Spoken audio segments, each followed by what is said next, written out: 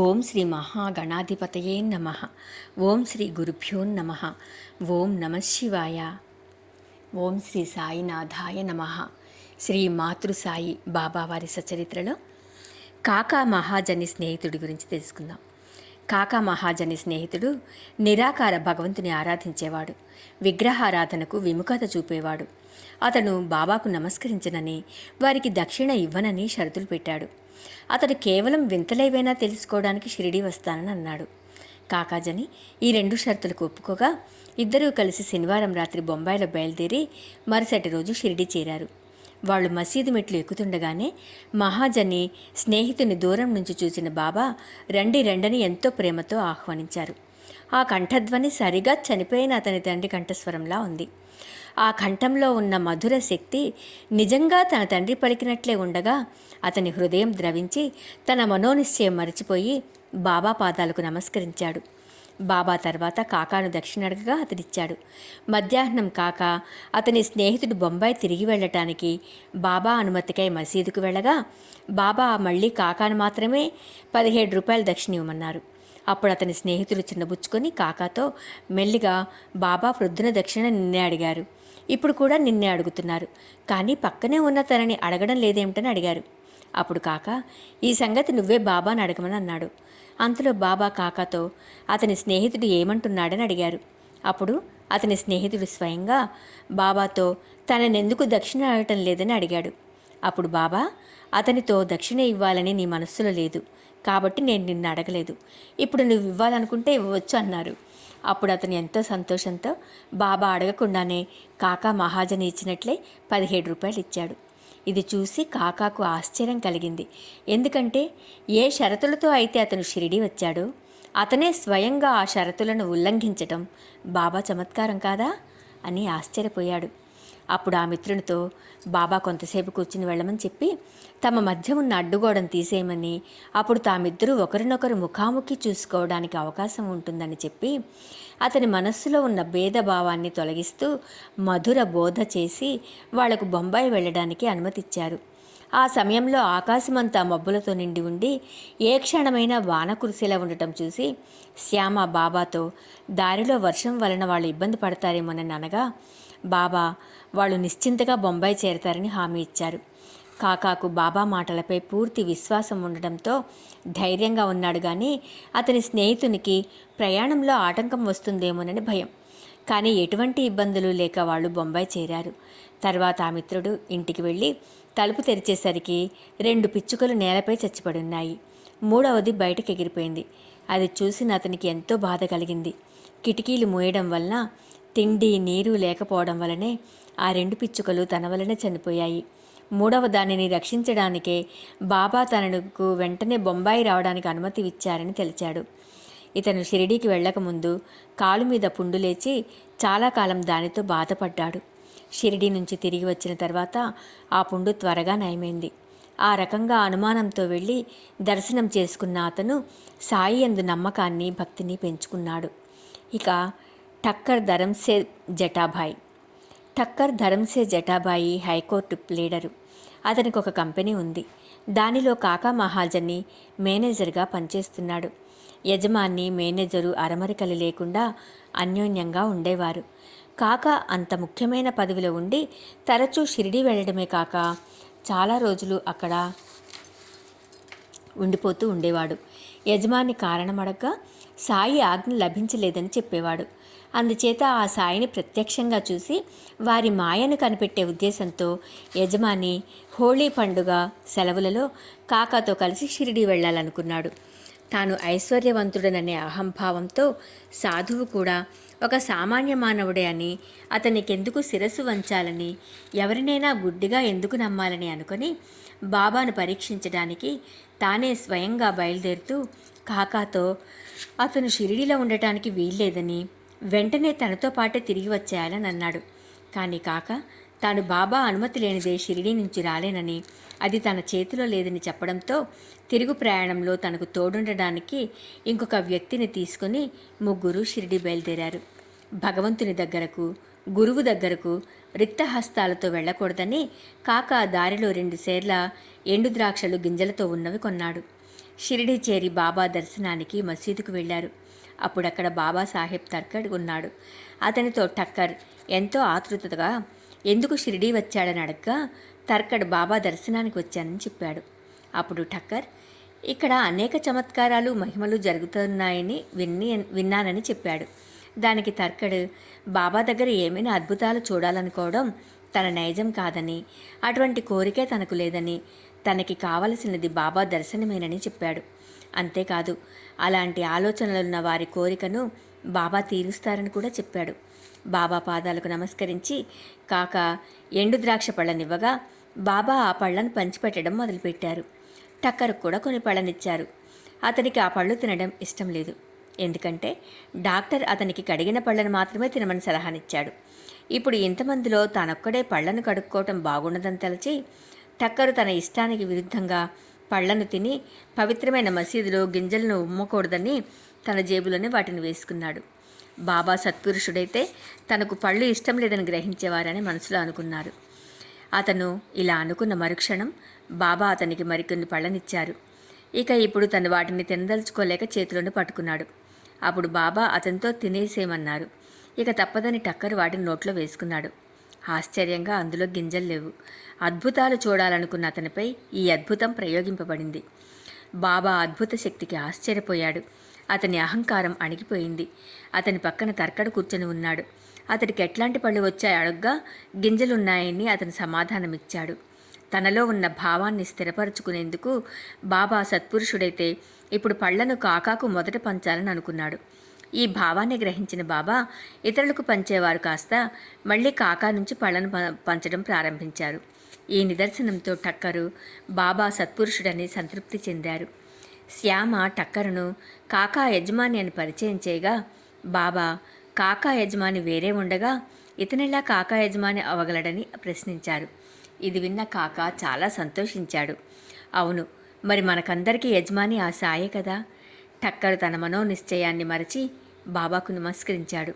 మధ్యాహ్నం వాళ్ళందరూ బాబా దగ్గర సెలవు తీసుకోవటానికి మసీదుకు వచ్చినప్పుడు బాబా చంచల బుద్ధి గల ఒక వ్యక్తి ఉండేవాడని, అతనికి ఏ లోటు, ఏ వ్యాధి, ఏ చింతలు లేకపోయినా అనవసరమైన భారాన్ని తలపై వేసుకుని మనశ్శాంతిని పోగొట్టుకుంటాడని, అతనికి నిశ్చలమైన మనస్సు, ప్రశాంతత లేవని, అతనిని చూస్తే బాబాకు జాలి వేస్తుందని చెప్పి అతనికి మనస్సుకి నచ్చిన చోట ఈ భారాన్నంతా దించి ప్రశాంతంగా కూర్చోమని చెప్పానన్నారు. ఇది విన్న టక్కరు ఆ మాటలు బాబా తన మానసిక స్థితి గురించి చెప్పినవని అర్థం చేసుకున్నాడు. ఎంతో ధనం, వైభవం, గౌరవ మర్యాదలున్నా ఏ కారణం లేకుండానే టక్కరు ఏవో కల్పించుకొని అశాంతిగా ఉండేవాడు.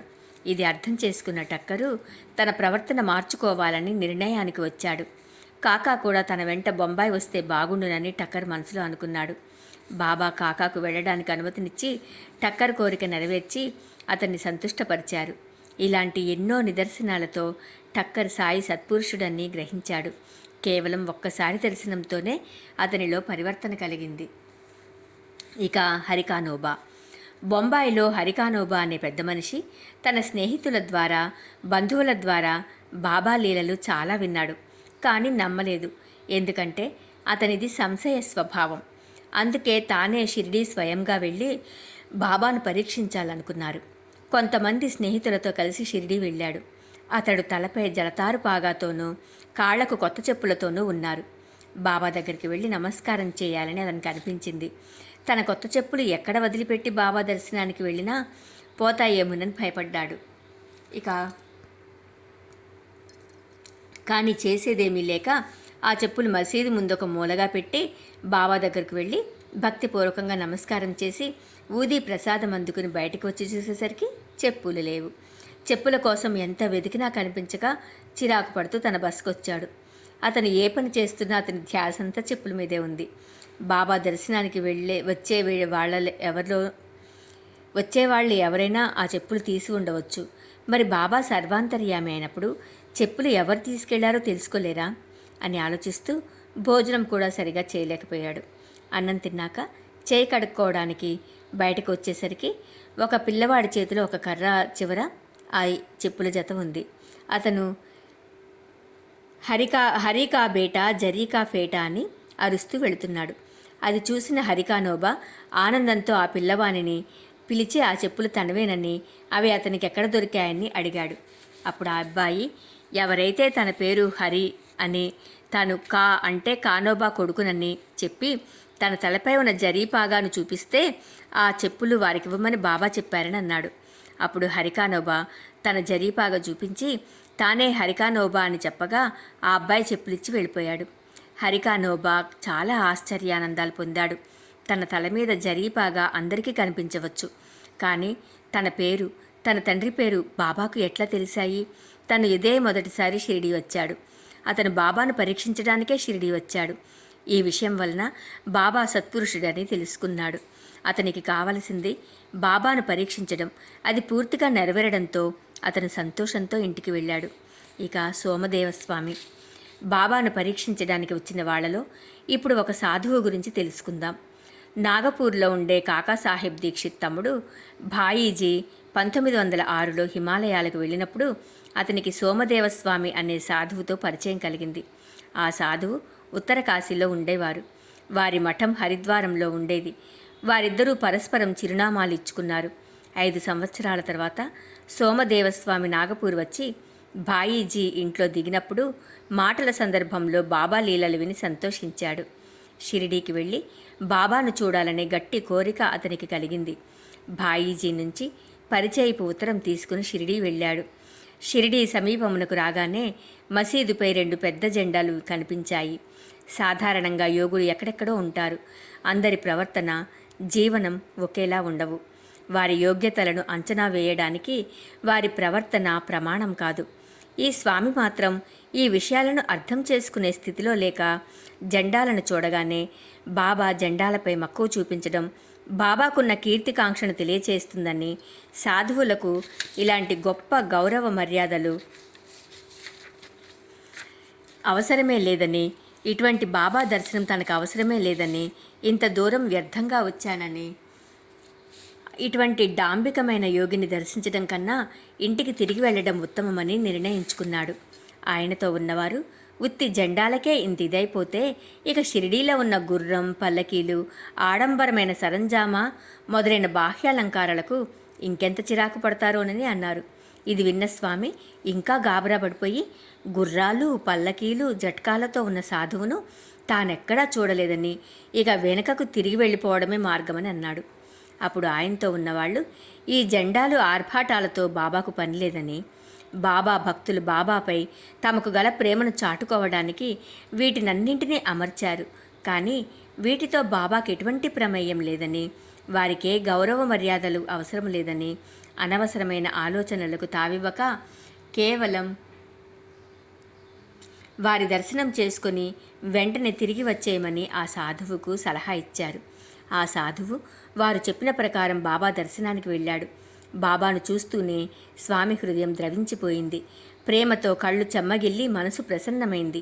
ఎప్పుడెప్పుడు సాయి చరణధూళిలో సాష్టాంగ పడదామా అని తహతహలాడుతూ రెప్ప వాల్చకుండా సాయిని చూసి మైమరచిపోయాడు. ఆయన దురాలోచనలన్నీ తొలగిపోయి పరమాహ్లాదాన్ని చెందాడు. తన ఆత్మకు విశ్రాంతి స్థలం ఇదేనని, అక్కడే ఉండిపోవాలని అతనికి అనిపించింది. మనసు ఎక్కడ పూర్తిగా స్థిరపడుతుందో అక్కడే గురుస్థానమని తన గురువుగారు చెప్పిన సంగతి గుర్తుకు వచ్చింది. మెల్లగా బాబా ముందుకు రాగా సర్వజ్ఞులైన సాయి ఉగ్రరూపంలో తిట్టడం ప్రారంభించారు.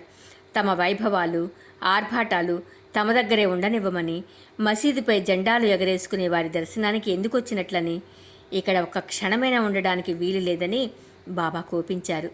తన మనసులో ఉన్న కుటిల ఆలోచనలు గ్రహించిన అంతర్జ్ఞాని బాబాని తానెంత పొరపాటుగా అర్థం చేసుకున్నాడో తెలుసుకుని ఆ సాధువు సిగ్గుపడ్డాడు. సాయి ఒకరిని కౌగిలించుకొని, ఒకరిని దీవించి, ఒకరిపై కృపాదృష్టి కురిపిస్తూ, ఒకరికి ధైర్యాన్నిస్తూ, ఇంకొకరికి దుఃఖం పోయేలా ఓదారుస్తూ, చిరునవ్వుతో అందరికీ ఊది ప్రసాదాన్నిస్తూ భక్తులకు ఆనందాన్ని కలిగిస్తున్నారు. అందరితోనూ ఇంత ఆప్యాయంగా ప్రవర్తించే బాబా తనపై మాత్రమే కోపగించటానికి కారణం తన దురాచనలే అని, కానీ బాబా కోపం కాదని గ్రహించి ఇది బాబా తనకు చేసిన బోధగా తెలుసుకున్నాడు. ఆఖరుకు సాయి కృప వల్ల బాబా చరణ సన్నిధిలో నిర్మలుడైనాడు. ఆ రకంగా ఆ సాధువు బాబా దర్శన భాగ్యం వలన నిజమైన సాధువుకుండవలసిన లక్షణాలను గ్రహించి అమలు చేయడం సాధన చేశాడు. ఇక ప్రయాగ స్నానం. ఈ రకంగా యోగీశ్వరులు కూడా మామూలు మానవులే కాబట్టి వారికి నమస్కరించడం కానీ సేవ చేయడం కానీ అవసరం లేదని ఆక్షేపణ చేయడం, బాబా దక్షిణ అడగడం గురించి మాట్లాడుతూ, బాబా అసలు దక్షిణ అడిగి ధనము పోగు చేయడం యోగి లక్షణమా అని విమర్శించడం, ఇలా రకరకాల మనస్తత్వాలను మార్చి వారి సవ్యమైన రీతిలో ఆలోచించగలిగేలా చేసి వారికి మేలు చేకూర్చిన సందర్భాలు బాబా జీవితంలో కోకొల్లలు. కేవలం ఒక్క దర్శనంతోనే ధన్యత నొందిన వారెందరో, సాయికున్న మహత్తు, షిరిడీకున్న ప్రాముఖ్యత అదే. ఈ రకంగా అనుమానంతో వచ్చిన ఎందరినో సంతృప్తిపరిచిన సాయి అసలు షిరిడీయే పండరి, బదరి, కేదార్ వంటి పుణ్యక్షేత్రమని, స్థిరమైన మనస్సుతో షిరిడీలో కాలిడితే ఇక ఏ పుణ్యక్షేత్రంతోనూ అవసరం లేదని నిరూపించిన సంఘటన తెలుసుకుందాం. గంగానది, యమునా నది కలిసే చోటుకు ప్రయాగ అని పేరు. ఇందులో స్నానం చేస్తే గొప్ప పుణ్యం వస్తుందని ప్రతివారి నమ్మకం. అందుకనే అనేక వేల మంది భక్తులు అక్కడికి వెళ్ళి స్నానం చేసి వస్తుంటారు. దాసగణు కూడా ప్రయాగ వెళ్ళి అక్కడ సంగమంలో స్నానం చేయాలని మనసులో నిర్ణయించుకొని బాబా దగ్గరకు వెళ్ళి అనుమతి కోరగా, బాబా అతనితో అంత దూరం వెళ్ళవలసిన అవసరమే లేదని, మన ప్రయాగ ఇక్కడే ఉందని, తన మాటల మీద నమ్మకం ఉంచమని అన్నారు. బాబా ఇలా అనేసరికి దాసగణు తన అజ్ఞానానికి సిగ్గుపడి బాబా పాదాల మీద పడి సాష్టాంగ నమస్కారం చేశాడు. అప్పుడు అక్కడ ఆశ్చర్యాలలోకెల్లా ఆశ్చర్యమైన వింత జరిగింది. అదేంటంటే, బాబా 2 పాదాల బొటన వేళ్ల నుండి గంగా యమున జలములు కాలువలై పారాయి.